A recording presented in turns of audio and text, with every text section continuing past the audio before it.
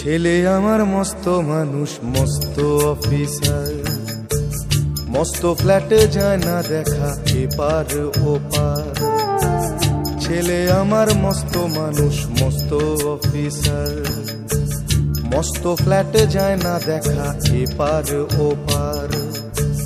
নানান রকম জিনিস আর আসবাব দামি দামি, সবচেয়ে কম দামি ছিলাম একমাত্র আমি। ছেলের আমার প্রতি অগাধ সম্ভ্রম, আমার ঠিকানা তাই বৃদ্ধাশ্রম।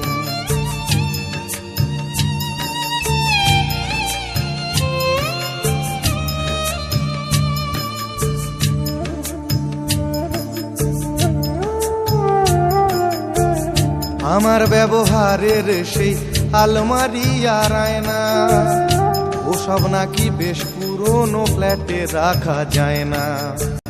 ওর বাবার ছবি ঘড়ি ছড়ি বিদে হলো তাড়াতাড়ি, ছেড়ে দিল কাকে খেলো পোষা বুড়ো ময়না। স্বামী স্ত্রী আর অ্যালসেশিয়ান জায়গা বড়ই কম, আমার ঠিকানা তাই বৃদ্ধাশ্রম।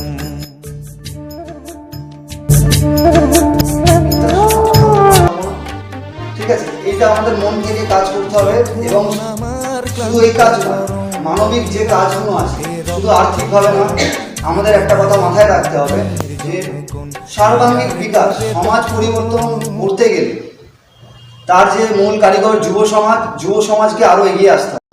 যখন ঘরে ফেরে না সে পাখি, যখন ঘরে ফেরে না সে পাখি, নিষ্ফল হয় শত ডাকা ডাকি।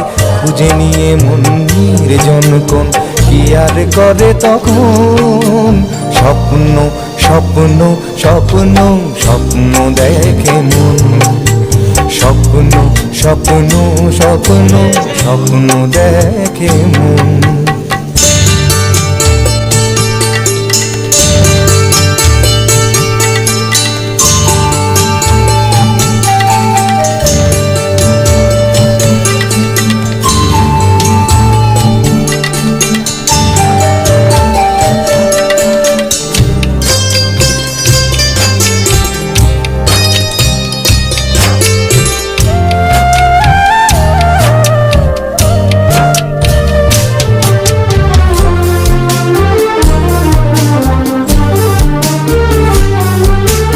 যখন মনে প্রশ্নের ঝড় ভেঙে দেয় যুক্তির খেলাঘর, যখন মনে প্রশ্নের ঝড় ভেঙে দেয় যুক্তির খেলাঘর, তখন বাতাস অন্য কোথাও শোনায় তার উত্তর।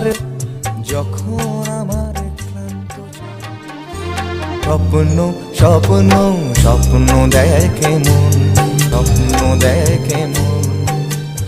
সাংস্কৃতিক নয় পরিমণ্ডলে আমরা বাস করছি, সেখান থেকেও পিতা মাতা বা তার পুত্র সন্তানদের প্রতি একটা দায়িত্ববোধ বা সচেতনতা আনা অবশ্যই দরকার। কিন্তু নিজেদের মনুষ্যত্বের জায়গাটা সেইভাবে ডেভেলপ এখনো হয় না। এই যে মা 10 মাস 10 দিন গর্ভ ধারণ করে, মায়ের প্রতি আমাদের যে স্নেহ ভালোবাসা, জীবনের চলার পথে জল ঝড় ঝাপটা সব কিছুই আসে মানুষের জীবনে, কিন্তু মা যেমন তার সন্তানদিকে আগলে রাখে, তেমনি আমাদেরও কিন্তু সেই দায়িত্বটা মায়ের কাছ থেকে তার মেয়ে শিক্ষা পাবে।